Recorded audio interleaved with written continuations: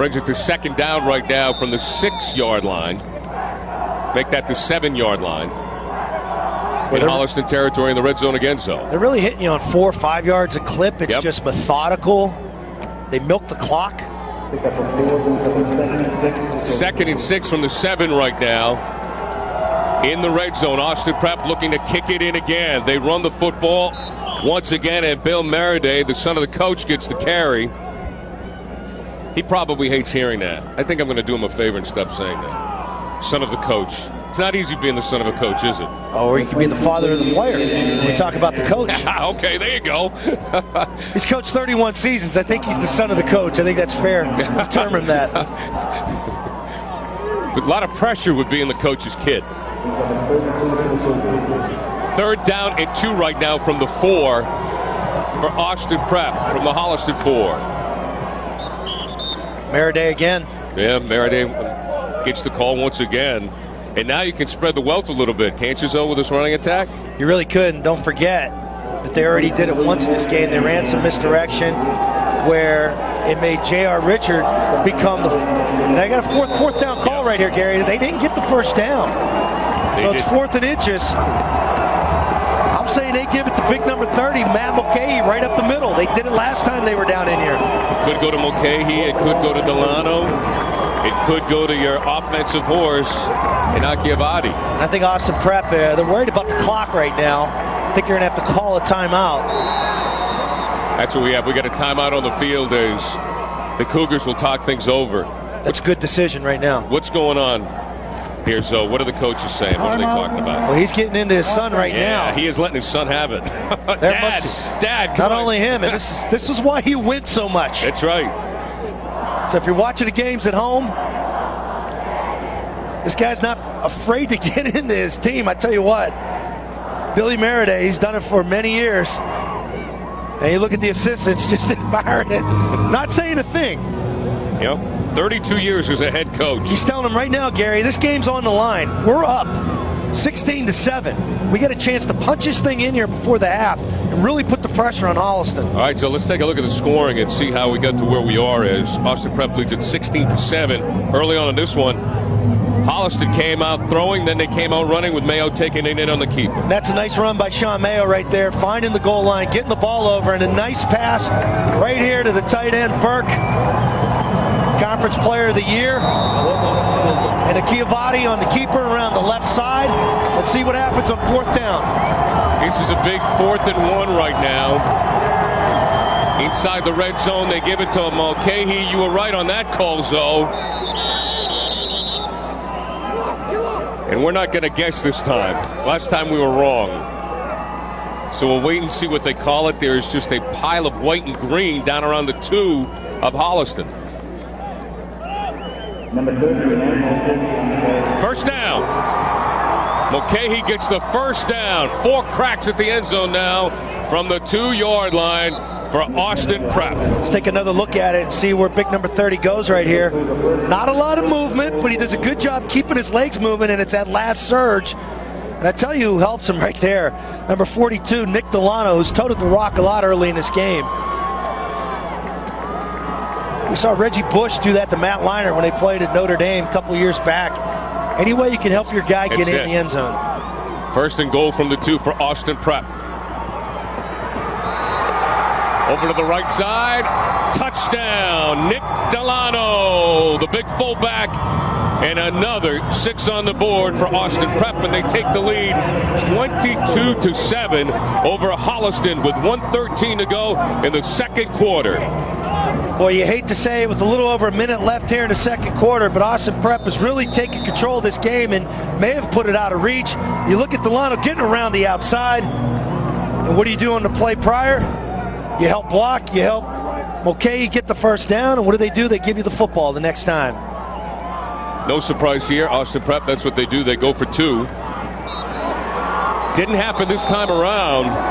Delano got the call and they weren't able to punch it in, so the score will remain 22-7. The Cougars of Austin Prep leading the Panthers of Holliston. And that's a big stop right there, because if they pick that up, that puts it at 24-7. Then it becomes a 3-possession game.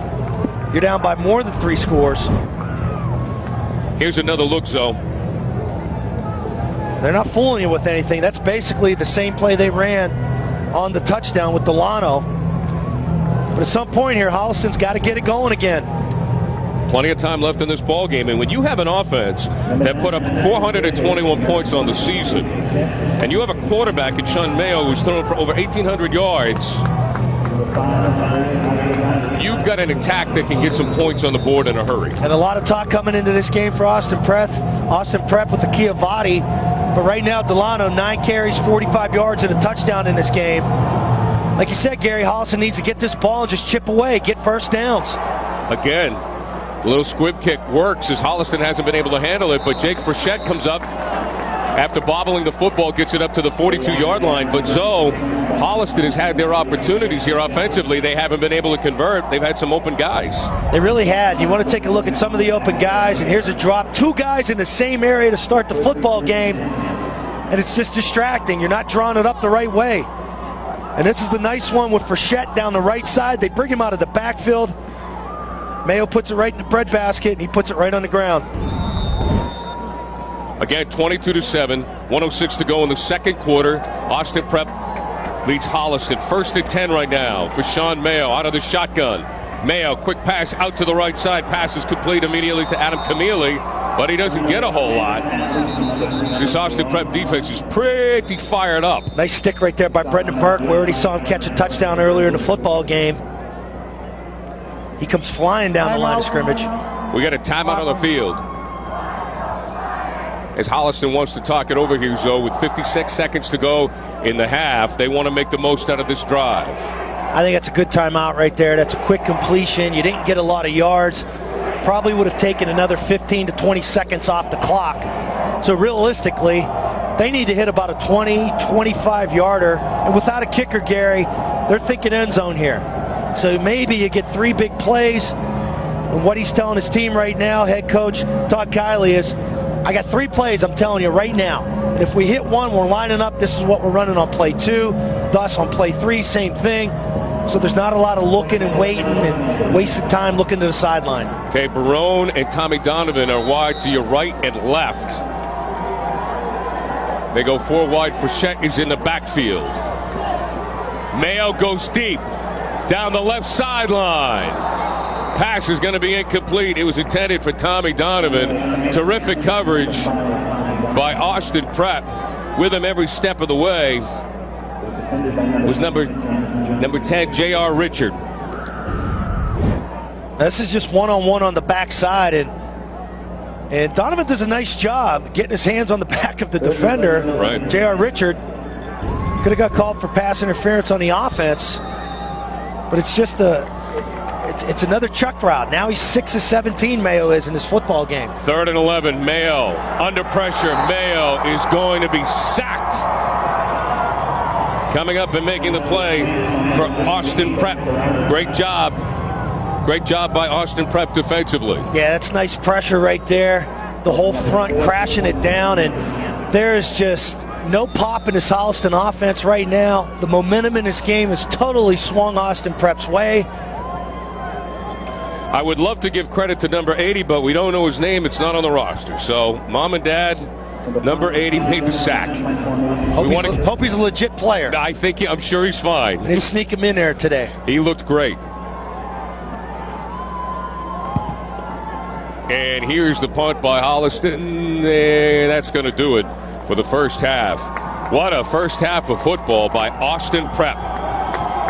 They are in command of this one here, so 22-7 over Holliston. Some thoughts on the first half. Boy, a lot of fireworks we were going to see out of this Holliston Panther offense, and you see the potential. A lot of plays left out there, but what is steady? The running game. Running games and good defense wins football games here at the high school level, and that's just solid play all around by this Austin Prep team, and they got to be happy right now, Gary, up 22-7. Right now, this game's in their hands. We got to see what kind of adjustments Holliston's going to make at the half, because they need to come out, find a way to move the sticks, just get one score, and they're back in this football game. Absolutely right, so Holliston has a very potent offense. We saw that during the regular season.